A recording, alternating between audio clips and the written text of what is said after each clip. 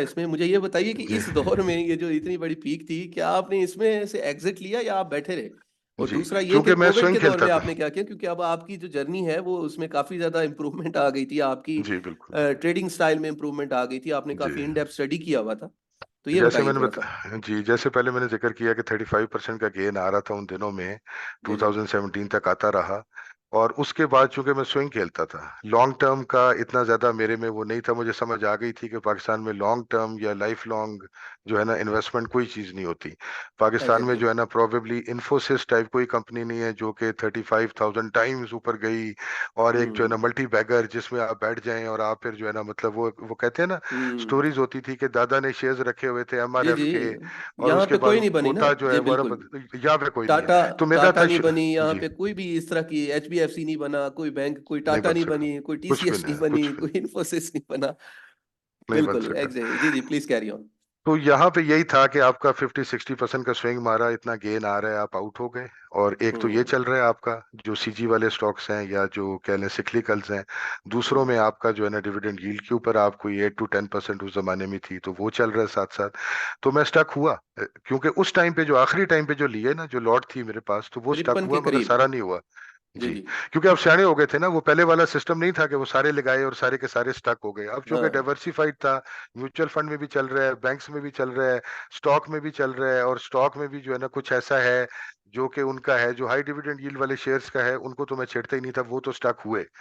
जो दूसरे वाले लेकिन सिक्लिकल थे लेकिन वो, हाँ कामरान भाई, 2017-18 में जब ये बहुत ज्यादा हाई थी, तो हाई डिविडेंड वाले स्टॉक एमसीबी, एचबीएल देखें, इनकी यील्ड बड़ी जी अच्छी होती थी और इनके रेट्स भी बड़े अच्छे थे। उसके बाद तो इनकी उनके बहुत जो है अच्छे। वो रेट्स ही आधे रह गए।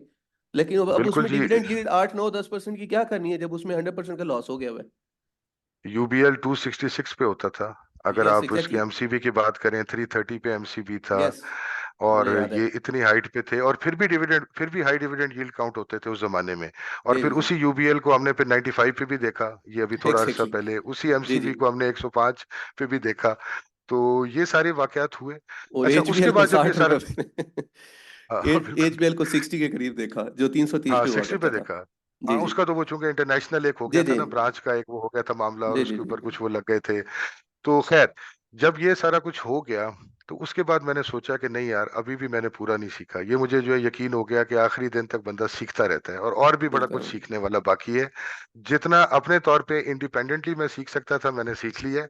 अब जरूरत है कि कोई फोरम ज्वाइन किया जाए, ग्रुप्स ज्वाइन किया जाए, अच्छे लोग ज्वाइन किए जाएं जिनके साथ आप सीखें। क्योंकि जाहिर है कि एक आपका जो है ना मेंटोर है, वो आपकी 100 साल की स्टडी से जो है ना बेहतर है, उसके साथ एक दिन आप जो लगाते हैं। तो एग्जैक्टली। फिर मैं ये जो है ना अपना जो हमारा इन्वेस्टर्स हब है, इसके अंदर फिर ये कि मेरी एंट्री हुई 2019 में हो गई थी। जी और जी। काम तकरीबन स्टॉप हो गया स्टॉक्स का। आप समझ लें कि काम ऑलमोस्ट जो था, जो सिक्लिकल थे जो रह गए थे मेरे, जिसमें मैं आउट नहीं हो सका था, वो फंस गए।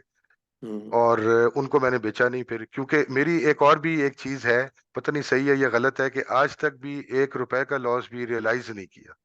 वो ये कि अनरियलाइज तो कितना भी हो जी। जाए, 60% हो जाए, नीचे गिर जाए, 70 गिर जाए, रियलाइज नहीं किया कभी लॉस। ये एक फिर आप आदत है। एवरेज करते हैं उसको? जी एवरेज का तो बिल्कुल एग्जैक्टली यही हुआ, फिर लेटर हाँ डाउन हुआ। बस।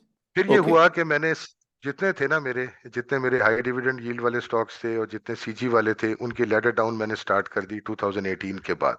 फिर एक हम्म। पॉइंट पे मैंने ये सोचा कि यार अब मैं लेटर डाउन जो है ना सीजी वालों को नहीं करूंगा, यानी सिक्लिकल वालों को नहीं मैं करूंगा, हम्म जिन्हें कह लें कि जो, क्योंकि वो को देते कोई नहीं है, तो मतलब आपका एक हम्म। तरह से और उसके अंदर डूबता जा रहा है। वहां पे मैंने ब्रेक लगा ली, उनको मैंने वेटिंग पे डाल दिया, साइड में करके डब्बे पे डाल दिया।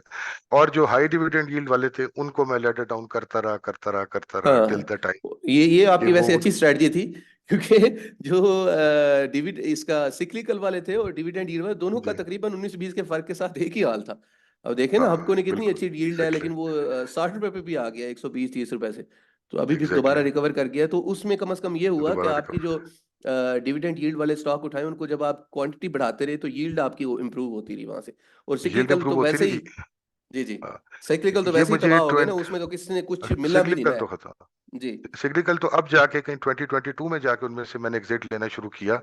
जैसे जी जी। कोहाट सीमेंट ऊपर गया, कुछ उनमें गए, सीएचसीसी ऊपर गया, काफी हैं जिन्होंने मौका हम्म दिया, लक ने मौका दिया, लकी सीमेंट ने, तो उनमें से निकलता रहा। जो फंसे रहे वो हम्म फंसे रहे, और कुछ थोड़े से रह गए। अब तो खैर ऐसा कोई है भी नहीं इतना सिग्निफिकेंट। तो हम्म फिर ये हुआ कि 2020 में, कोरोना के बाद से, बल्कि 2021 में मैंने स्टडी शुरू की अपने तौर पे दोबारा, क्योंकि तब तक तो तकरीबन आइडल पीरियड था, बैठ गए आराम से, बाकी फंड्स अपना काम कर रहे हैं और जो है ना बैंक्स हम्म। भी कर रहे हैं। तो ये वाला मेरा जो है ना ऑलमोस्ट समझ लें कि ये खत्म हो गया हुआ था काम इसमें। तो फिर दोबारा स्टडी किया तो पता चला कि डिविडेंड यील्ड जो है बहुत हाई हो गई है। एसपीडब्ल्यूएल को देखा यार, ये मैंने कहा कि उस जमाने में हाई डिविडेंड यील्ड तो 5% 8% होती थी, अब तो जी जी। 15% के ऊपर पहुंची हुई है। और फिर एसपीडब्ल्यूएल को देखा, 40 रुपए का शेयर था, अब ये जो है ना 16 रुपए पे बैठा है। तो फिर हम्म। मैंने एक अपना पोर्टफोलियो बिल्डअप करना शुरू किया हाई डिविडेंड यील्ड स्टॉक्स का।